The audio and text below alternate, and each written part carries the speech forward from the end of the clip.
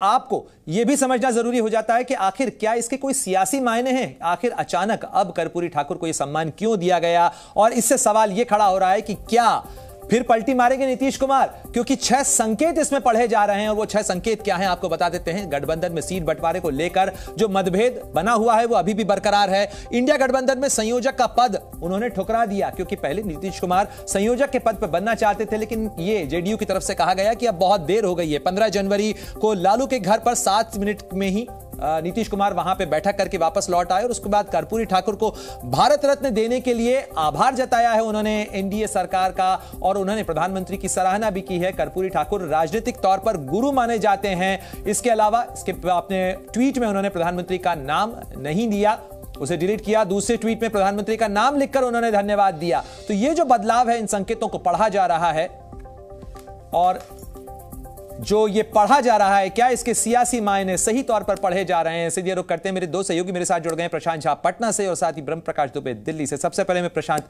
आपका रुख करना चाहूंगा और आपसे ये जानने की कोशिश करेंगे कि क्या वाकई में पटना की फिजा में, पटना की सर्दी के अंदर एक बार फिर ये संकेत पढ़े जा रहे हैं कि यू टर्न ले सकते हैं कालिदास मार्ग से नीतीश कुमार एक बार फिर एनडीए की तरफ।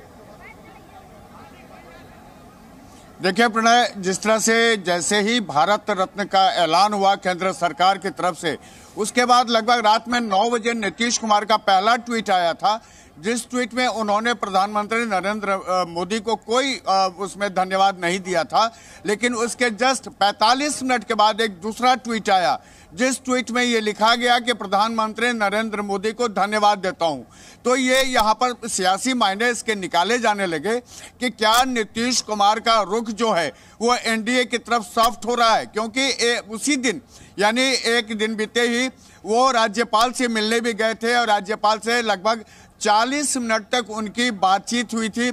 इस बातचीत को यह भी माना जा रहा है कि राज्यपाल भी जो रिप्रेजेंटेटिव होते हैं गवर्नमेंट ऑफ इंडिया के, वो भी नीतीश कुमार। बिल्कुल प्रशांत, कहा तो ये गया था कि ये जो है मंत्रिमंडल विस्तार को लेकर बैठक हुई है। हालांकि मंत्रिमंडल विस्तार को लेकर अभी तक कोई बड़ा फैसला नहीं आया। ब्रह्म प्रकाश दुबे का भी मैं रुख कर लेता हूं। ब्रह्म प्रकाश, जरा ये बताइएगा कि ये तो संकेत पटना में पढ़े जा रहे हैं, लेकिन बीजेपी का केंद्रीय नेतृत्व क्या कह रहा है, क्योंकि बीते कुछ दिनों के अंदर एक सॉफ्ट रुख जो है नीतीश को लेकर देखने को मिला है। क्या ये संकेत सही है? क्या एनडीए के दरवाजे खुले हैं नीतीश कुमार के लिए?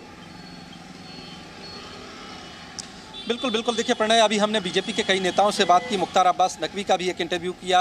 नकवी ने कहा कि साफ तौर पर अगर आरजेडी और कांग्रेस क्रेडिट लेने की बात करती हैं तो उनकी भी सरकार रही है, केंद्र में लालू यादव शामिल रहे हैं केंद्र में यूपीए सरकार में, तो उन्होंने फिर क्यों ये मांग नहीं पूरी की। जबकि जो है कर्पूरी ठाकुर बिहार के बड़े नेता और एक बड़े जननायक थे और वो समाजवादी नेता रहे हैं, लिहाजा मोदी सरकार ने इस मांग को पूरा किया है। और नीतीश कुमार को लेकर जो है बीजेपी का रुख पॉजिटिव है, आप कह सकते हैं, इसके मायने भी पढ़ सकते हैं। बिल्कुल ब्रह्म प्रकाश और प्रशांत, आप जिस तरीके से बता रहे हैं, क्योंकि नीतीश कुमार अपने राजनीतिक सफर में कई बार यू टर्न ले चुके हैं और इसीलिए इन संकेतों के मायने निकाले जा रहे हैं।